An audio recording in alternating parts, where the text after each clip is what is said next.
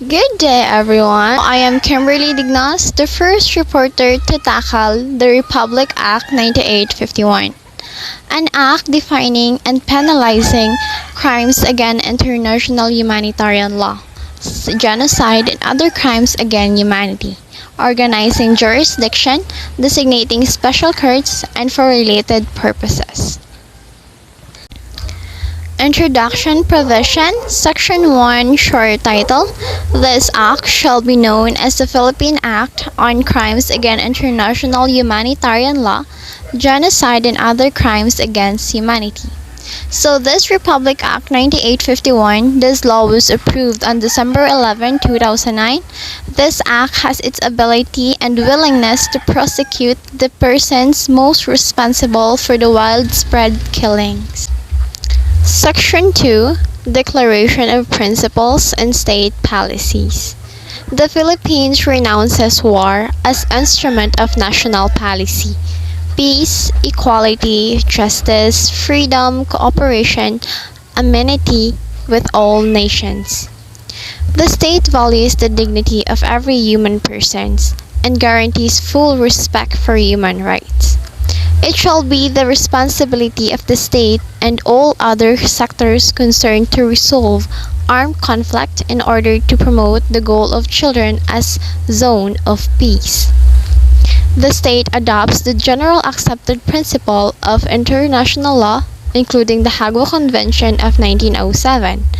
The most serious crime of concern to the international community as a whole must not go unpunished, and their effective prosecution must be ensured by taking measures at the national level. The state shall guarantee the persons suspected or accused of having committed grave crimes.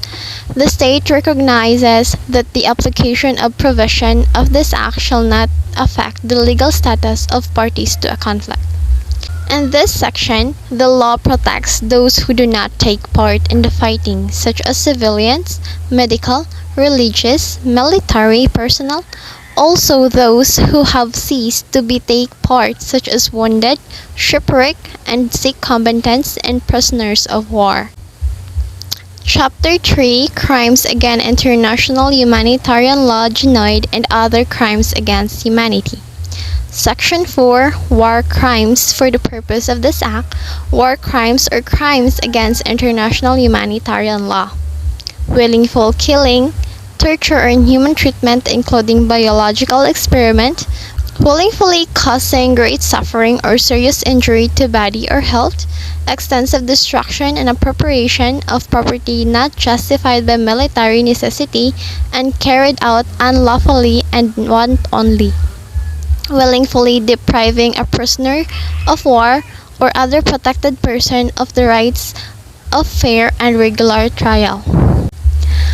Arbitrary deportation, a forcible transfer of population or unlawful confinement, taking of hostages, compiling of prisoners of war, other protected person to serve in the forces of hostile power, and compiling a prisoner of war, other protected person to serve in the forces of hostile power.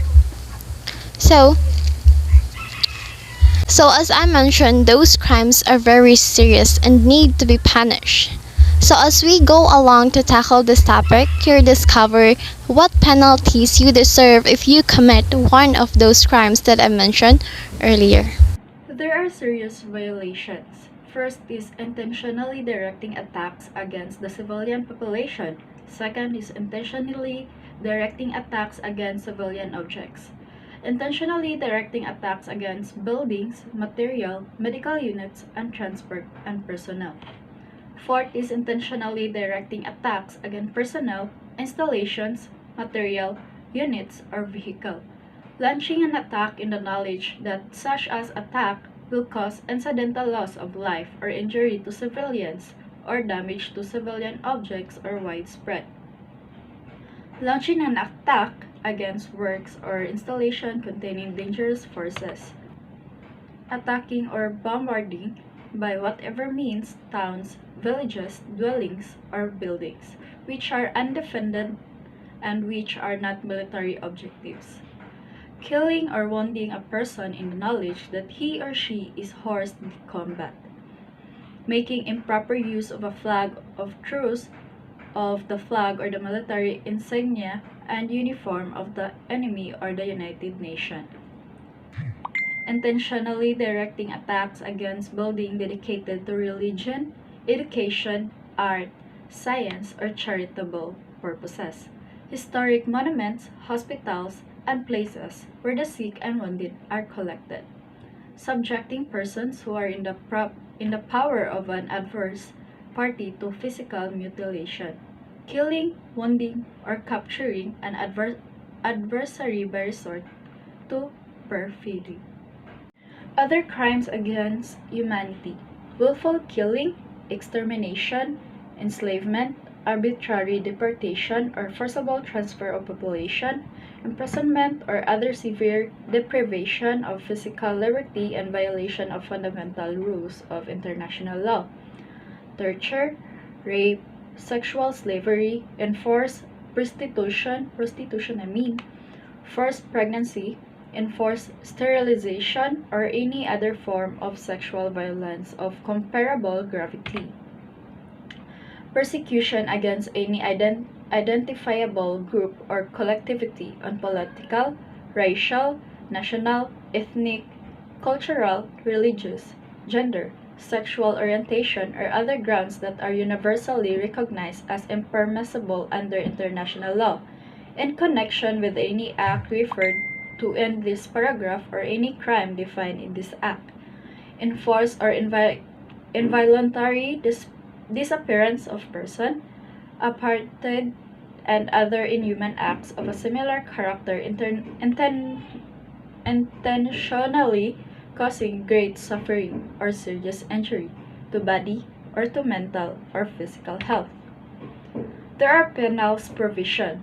The penalties are Section 7 penalties. Any person found guilty of committing any of the acts provided under Section 4, 5, and 6 of this Act shall suffer the penalty of reclusion temporal in its medium to maximum period and a fine ranging from 100,000 to 500,000 pesos.